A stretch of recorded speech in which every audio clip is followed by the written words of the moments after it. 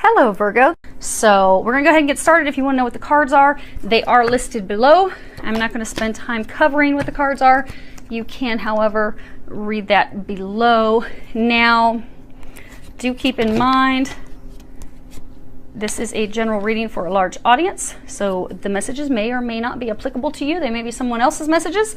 That's okay.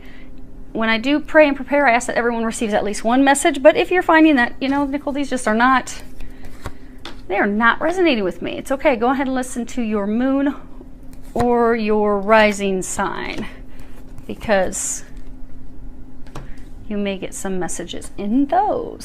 Now, this is going to be a little bit different from what we have done in the past, because since I am running late and do have a lot of things to get done, we are going to do a quick burn and learn. So I am not going to be going into a bunch of details on all the cards like I typically do. I'm going to be just getting quick, down, dirty, giving you your key messages that you need. Okay, so what we have for your current situation, you have this card, Battle. Now as far as so you've got your current situation, recent past, this would be what's, you know, happened the past 1 to 2 months. You have the future potential outcome if you are to take the angel's recommendations and or actions, and then down here at the bottom we have what the angels are recommending for you to do. So you're feeling stuck. Some of you are feeling very overwhelmed. You're in a situation where you don't feel as though you can come up with a solution. You're having difficulties coming up with a solution, coming up with a resolution. And for a lot of you, this is like an internal battle that you're having, because, you know, she's on her own. She's by herself. She's even by herself here. But this internal conflict, it's causing additional difficulties and obstacles for you, because our thoughts are powerful. They do create our experiences. And for some of you, you just feel like you see this cross, you feel like it's this cross to bear. For a number of you, this is a situation with love, but you just feel like it's been a burden. It's been a cross to bear. You don't feel like there's a resolution. You don't think that you can fix these things. You feel like you're all alone in it. Some of you are starting to intuitively receive. Many of you actually have received intuitive guidance on how to overcome these hurdles and blocks so you can get yourselves unstuck, but you aren't taking action on that yet. You're not communicating that yet. You're still internally burning and turning and thinking it over and over, but you're not stuck. Now, what's brought you to this point, you have this card, Surrender Outdated Beliefs About Yourself, and at the bottom it says, let go of limiting ideas about yourself that originate from the past. Then you can own your power and soar in your life. And then you have this card, Surrender to Setting Limits. It is healthy to set boundaries in relationships. Practice expressing your needs, and remember that no is a complete sentence. So again, notice she's not saying anything. She's not speaking anything. So oops. Oh, good, we didn't knock it off. You can still see everything. Outstanding. So for a number of you, you've gotten to this point where you're like, okay, you know, I need to let him or her know what I think, what I want, what I desire. I need to let them know what my needs are. Because boundaries are good in all relationships, be it a romantic relationship, be it a friendship, be it your children. We need to set healthy boundaries, or otherwise people will walk all over us. And then ultimately that spoils, they're even saying soils the relationship. But it puts the relationship in detriment. It could possibly, if it's a friendship, and say you have this friend, they keep overstepping your bounds, you feel like you're being used and you're constantly giving, you're never receiving, things are totally out of balance. Well, eventually it could put the relationship in so much jeopardy that it's over. You no longer have a relationship with the person, because it leads to resentment and anger. So you are at this point, there is a lot of anger. There have been a lot of, those of you that this is a relationship, there have been heated arguments, conversations, because for some of you, the way that you were raised, you know, your parents did it this way, so you think that you have to continue to do it that way, when in fact you want to do things differently. But you're not saying that, you're not communicating that. It could be things tied to money, tied to finances. For some of you, it could be maybe a relationship in the past, someone cheated on you, and now you're afraid, oh my gosh, what if the same thing's going to happen again? It's this thought that keeps popping up. For some of you, it really is a straight up saying no. If it's something that you don't want to do, and it could be something big, you know, no, I don't want to move, I don't want to buy a new house. It could be something small of, no, I really don't feel like going there for dinner. And you know, as trivial as that seems, if you night after night after night are never getting your needs met, say you don't like seafood, but every night you're constantly having to go to seafood restaurants because they love seafood restaurants, eventually you're gonna be like, you're gonna snap and lose it because your needs are not being met. Relationships should be 50-50. And there's so many of you, they're giving me like, they're blasting with examples. Like for some of you, you keep saying that yes, you'll go to a certain event and you don't want to go to the events. So now you've come to this point where you're like, okay, I know I'm keeping myself stuck. I know that I need to start saying no, but you're not yet communicating that. Now, if you do have compassion on yourself and you do start to communicate those things, what you'll have happen in the next 1 to 2 months, you've got this Two of Swords. Now these two guys they're doing battle, but you will crack that nut.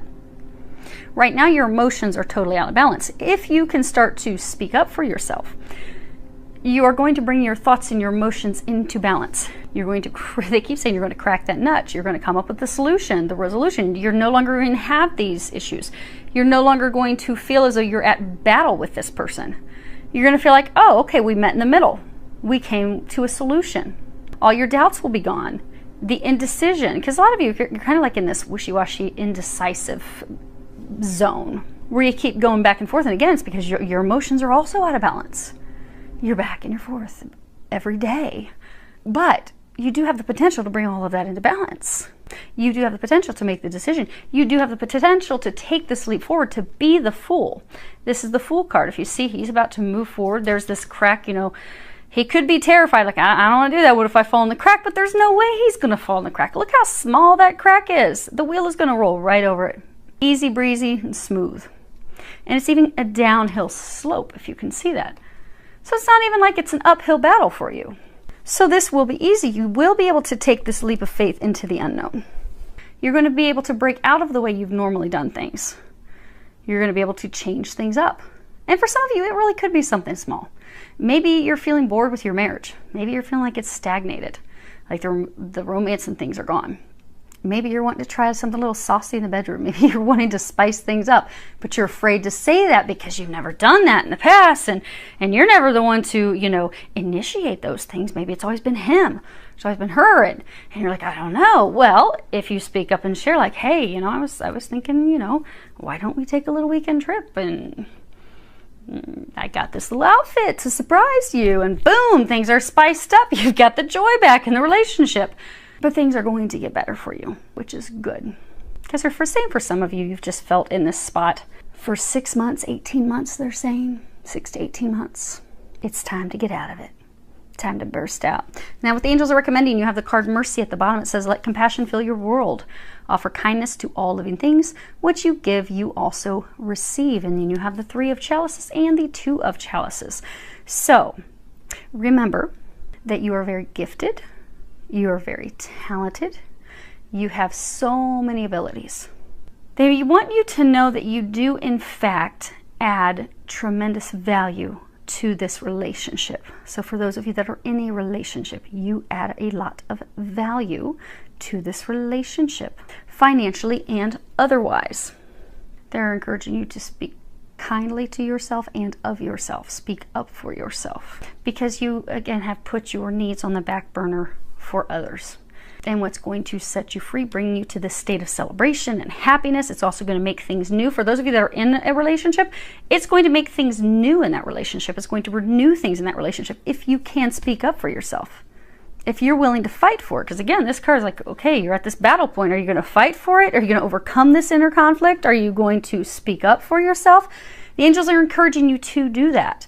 To have mercy, to speak up for yourself. See, this little bird is all chirping. And they're all celebrating and cheering him on in the background. Speak up for yourself. You'll find that it deepens your bond. You'll find that it improves things. You'll find that suddenly, instead of being in this dark place where you feel like an emotional roller coaster and you're at battle with your partner, that suddenly you're celebrating, you're enjoying life, you're in each other's arms again. It's like a new, fresh beginning. They're also saying money financially. So for some of you, if finances, okay, so they're saying finances will be fine. Do keep in mind for a large number of you, finances will be fine. So for those of you that are in a relationship, you do contribute financially. The way you contribute financially does matter because you see this is a baby bird. So for some of you, you feel like, oh, well, what I offer and what I provide is minuscule. No, you do add value. Remember that. Keep that in mind. Stop tearing yourself down. You add tremendous value. Now, for those of you that are not in a relationship, well, for all of you, they want you to have fun. You need to have fun. Enjoy yourselves. Get out there. Enjoy life. Celebrate life. They're also encouraging some of you have fun with your friends. So for some of you that maybe the relationship is, hit this lull, it's hit this stagnant moment because maybe you're in just the mundane of just taking care of life and the kids and the home every day and just like, go spend time with your friends. Go have dinner with your friends. Go do a little long weekend with your friends. Go have fun with your friends. And then that, or some of you, go spend some time alone. Some of you would actually even benefit you to be alone for a day or two, to just get away. That will renew the relationship, strengthen the relationship, because maybe you're at each other's throats right now because you're just getting way too much time with each other. A little break with yourself or a little break with friends will help with that. And if you are single and you don't have someone at this point, they're encouraging you to, you have identified, because you've gone through so much healing up to this point, you have identified a number of your limiting beliefs that you have about yourself, the blocks that you have, maybe repeating patterns from your parents that you have had in relationships that have kept you from getting into relationships. Maybe you have seen parents cheat, and maybe you had someone cheat on you, so now you realize, okay, that's a block of mine. Now, how am I going to overcome that battle? How am I going to come back to a point of knowing that, and not everybody cheats. There's good eggs, there's bad eggs.